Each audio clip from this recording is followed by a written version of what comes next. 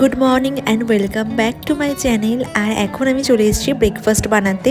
আজকে স্যাটারডে আর সানডে এই দুটো দিন কিন্তু একটু অন্যরকম ব্রেকফাস্ট হয়। চেষ্টা করি অন্যরকম কিছু বানানোর, কারণ বাকি দিনগুলোতে তো একদম হালকা ফুলকার মধ্যেই হয়। আর এই দুটো দিন ও বাড়িতে থাকে, সেই জন্য একটু আলাদা রকমের কিছু বানানোর চেষ্টা করি। আজকে যেরকম বানাচ্ছি প্যানকেক। তো এখানে দুধটা গরম করে নিয়েছি, এবার দুধটা একটু ঠান্ডা হতে দেবো। আর ওর মধ্যে আমি এখানে অল্প করে চিনি মিশিয়েছি। চিনি আমরা বেশি খাই না, ওই জন্য অল্প একদম চিনি দিয়ে এবার গুলিয়ে নেব ভালো করে। চিনিটা এর মধ্যে মিশে গেলে এর মধ্যে আমি দিয়ে দেবো ময়দা দিয়ে ভালো করে গলিয়ে নেব। আর ময়দার পরিমাণটা কিন্তু ওই তোমরা তোমাদের আন্দাজ মতো দিতে পারো, যাতে এই ব্যাটারটা একদম পাতলাও না হয়, একদম ঘনও না থাকে। আর বেশি ঘন থাকলে কিন্তু মানে একটু ভেতরটা কাঁচা কাঁচা থাকে, সেই জন্য আমি চেষ্টা করি একটু লিকুইডি ভাব রাখতে। এবার আমি এর মধ্যে দিয়ে দিচ্ছি ভ্যানিলা এসেন্স। আর এটা অপশনাল, তোমরা না চাইলে নাও দিতে পারো। আমি এখানে দিয়ে একটা খুব সুন্দর ফ্লেভার আসে, সেই জন্য এবার ভালো করে মিক্স করে নিচ্ছি। এবার পাশে একটা ফ্রাই প্যান বসিয়ে দেবো গরম করতে। ওর মধ্যে আমি অল্প তেল দিয়ে দেবো। আর তেলের পরিমাণটা তোমরা তোমাদের মতো দিতে পারো, আমরা একদম অল্প খাই তেল, সেই জন্য অল্প করে দিচ্ছি। এখানে চাইলে কিন্তু বাটার দিয়েও এগুলো প্যানকেকগুলো তোমরা ফ্রাই করে নিতে পারো। বেশি টাইম নেই, সেই জন্য একেবারে বড় বড় করে নিচ্ছি। ওই 3টে কি 4টে হলে আমাদের দুজনের কিন্তু হয়ে যাবে। অন্যদিন আমি একটু ছোট সাইজেরও করি, ছোট করলে একটু বেশি হয়, তো ওগুলো একটু আলাদা রকমের হয়।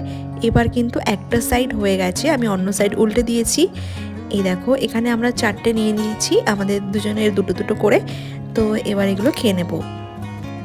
এখন বাজে 11:30। ও এক্ষুনি বাজার থেকে মাছটা এনে দিল। আর এটা রয়েছে ট্যাংরা মাছ। আর আমি আগে কখনোই ট্যাংরা মাছ রান্না করিনি, অনেকবার খেয়েছি কিন্তু কখনো রান্না করিনি। ফার্স্টে মাছটা আমি ধুয়ে নেব।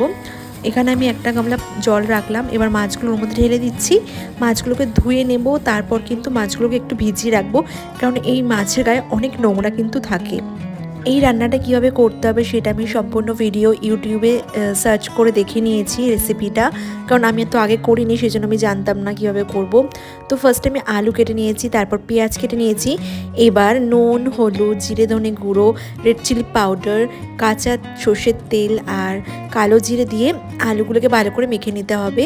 ভালো করে মিক্স করা হয়ে গেলে তারপর যখন মাছগুলো ভাজা হয়ে আসবে, মাছের ওপর কিন্তু এই আলুর পুরো মানে মাখা আলুর ব্যাপারটা ওর ওপর ঢেলে দিতে হবে। এখানে আমি মাছগুলোকে ভালো করে ধুয়ে পরিষ্কার করে নিয়েছি। এবারে কড়াইতে তেল দিয়ে দিলাম, নুন হলুদ দিয়ে মাছগুলোকে এবার ভেজে নেব। হালকা করে ভাজলে কিন্তু হয়ে যাবে, কিন্তু মাছগুলো ভাজার সময় না লেগে যাচ্ছে, একটা সাইড তো পুরো লেগে যাচ্ছে, জানি না কেন এরকম হলো। তো এবারে আমি পুরো ওই আলু কেটে রাখা, আলু পেঁয়াজ মশলা দিয়ে মাখানো সবগুলো ওর উপর দিয়ে দিলাম। দিয়ে নাড়াচাড়া করে একটু জল দিয়ে ওই 15 থেকে 20 মিনিটের জন্য ঢাকনা চাপা দিয়ে কিন্তু রেখে দেবো। অল্প মটরশুঁটি আমি এখানে দিয়েছি। আর নামানোর সময় আমি ধনেপাতা দিয়ে নামিয়ে নেব।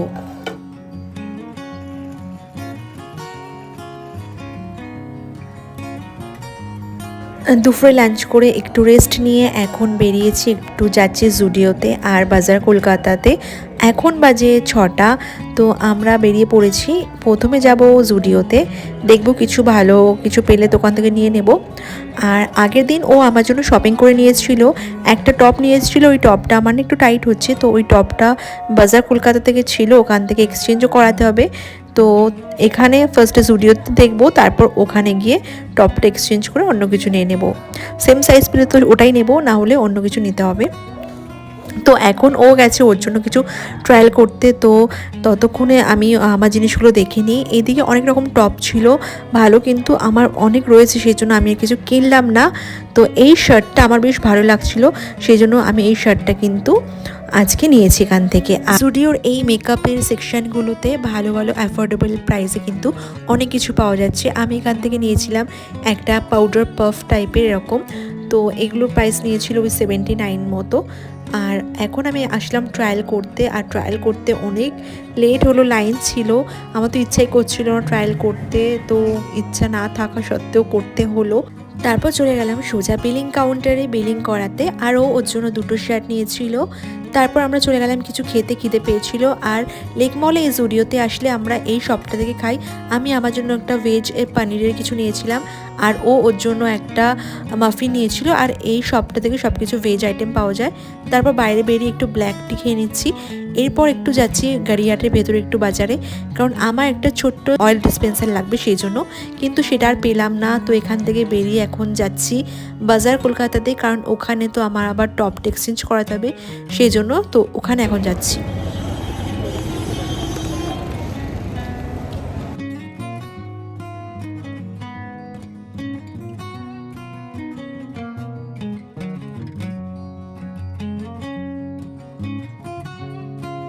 তো এবার আমরা চলে এসেছি গড়িয়াহাটের বাজার কলকাতাতে, আর অনেক ভালো সেল চলছিল এখানে।